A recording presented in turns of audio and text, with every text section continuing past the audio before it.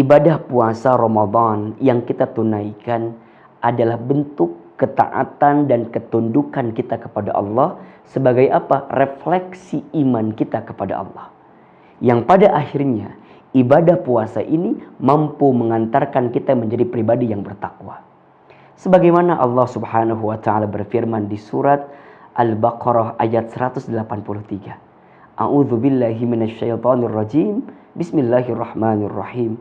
Ya ayyuhalladzina amanu kutiba alaikumusiyam kama kutiba alal ladzina min qablikum la'allakum tattaqun. Wahai orang-orang yang beriman, diwajibkan atas kamu sekalian berpuasa sebagaimana orang-orang sebelum kamu sekalian. Agar apa? Agar kamu sekalian menjadi orang-orang yang bertakwa. Sungguh utama ibadah puasa yang kita tunaikan di bulan Ramadan. Maka seseorang yang berpuasa di bulan Ramadan, maka dia akan menjadi pribadi yang mulia. Dia akan menjadi pribadi yang istimewa. Kenapa? Karena dia mengistimewakan kewajiban Allah yang datang pada dirinya. Nah, akan tetapi ketika kita menjalankan ibadah puasa, tentu kita harus menghadirkan puasa yang terbaik di dalamnya. Ya, apa itu puasa? Puasa itu kan artinya as-saum, artinya al-imsak, menahan. Menahan dari apa? Menahan diri dari sesuatu yang dilarang oleh Allah Subhanahu wa taala.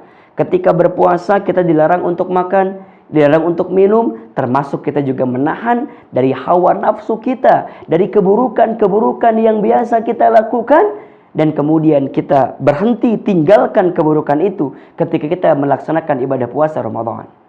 Maka nanti ada dua kategori, ya. Ada sesuatu yang membatalkan ibadah puasa, dan yang kedua ada kategori yang merusak pahala ibadah puasa kita. Nah, apa saja di antara yang merusak? Yang merusak artinya adalah perbuatan-perbuatan kita yang mungkin masuk pada kategori maksiat atau dosa yang tanpa disadari itu bisa merusak amalan puasa kita. Contoh misalnya, ketika berpuasa harusnya kita menahan tubuh kita dari melakukan sesuatu yang tidak baik. Mata tidak melihat yang buruk, lisan tidak bicara yang buruk, telinga tidak mendengar yang buruk, tangan tidak mengambil yang buruk, kaki tidak melangkah ke tempat yang buruk. Kenapa? Karena kita belajar untuk menahan tubuh kita dari perbuatan yang tidak baik. Artinya apa? Ketika anggota tubuh kita melakukan sesuatu yang tidak baik, boleh jadi di saat itu merusak pahala ibadah puasa kita.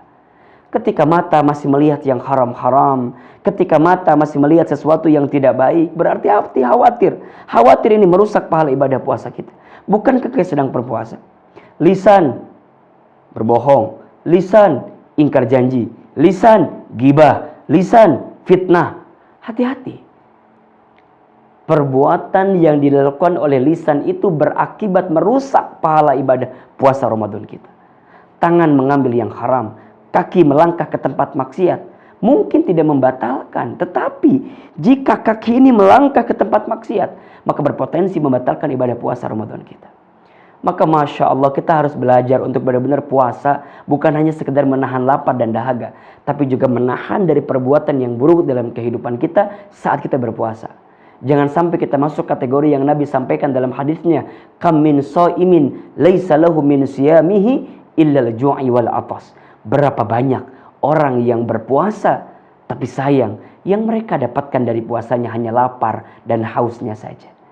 Maka saya teringat dengan bagaimana keterangan yang disampaikan oleh Al-Imam Al-Ghazali tentang tingkatan puasa. Ada puasa yang paling rendah namanya as-siyamul umum, ya, saum yang sifatnya umum, yaitu orang yang berpuasa hanya sekedar menahan lapar dan hausnya saja. Ada yang kedua, ada as-saumul khusus, orang yang puasa khusus, spesial ini. Orang yang bukan hanya menahan lapar dan haus, tapi juga menahan dirinya dari sesuatu yang buruk. Lisannya tidak gibah, matanya tidak melihat yang buruk, dan seterusnya. Dan yang ketiga ada as-saumul khusus wal khusus, puasa yang khusus, spesial. Siapa dia? Dia adalah orang yang ketika bertemu dengan bulan Ramadan, kemudian dia puasa, kemudian dia ibadah ketika Ramadan, mampu menjadikan dirinya naik derajat. Kemudian dosanya diampuni, sehingga dia menjadi pribadi yang benar-benar bertakwa di hadapan Allah Subhanahu wa ta'ala. Allahu Akbar walillahilhamd. Maka sahabat yatim yang dirahmati Allah, kita masih berada di hari-hari bulan Ramadan. Ayo, jangan sampai puasa Ramadan kita sia-sia. Jangan sampai kemudian kita hanya berpuasa, hanya dapat lapar dan hausnya saja. Kenapa? Karena di dalamnya kita masih isi dengan hal-hal yang merusak pahala ibadah puasa kita. Hadirkan puasa kita dengan dasar iman kepada Allah dan juga berpengharapan terhadap pahala dari Allah Subhanahu wa taala. Sebagaimana Nabi sallallahu alaihi wasallam bersabda, "Man shoma Ramadhana imanan wahtisaban, ghufira lahu ma taqaddama min danbi." Barang siapa yang berpuasa di bulan Ramadan dengan penuh keimanan, dengan penuh pengharapan kepada Allah, maka dosanya yang terdahulu akan diampuni oleh Allah Subhanahu wa taala. Mudah-mudahan kita bisa menjalani ibadah puasa Ramadan kita dengan kekuatan, dengan kemampuan, dan dengan kesempurnaan. Sehingga kita mendapatkan pahala puasa bukan hanya lapar dan hausnya saja, tapi juga di saat yang bersamaan kita bisa menahan hawa nafsu kita, menahan diri kita agar tidak terjerumus kepada perkara-perkara yang bisa merusak amal ibadah puasa Ramadan kita. Mudah-mudahan bermanfaat. Ahilman Fauzi, wallahu a'lam bissawab. Assalamualaikum warahmatullahi wabarakatuh.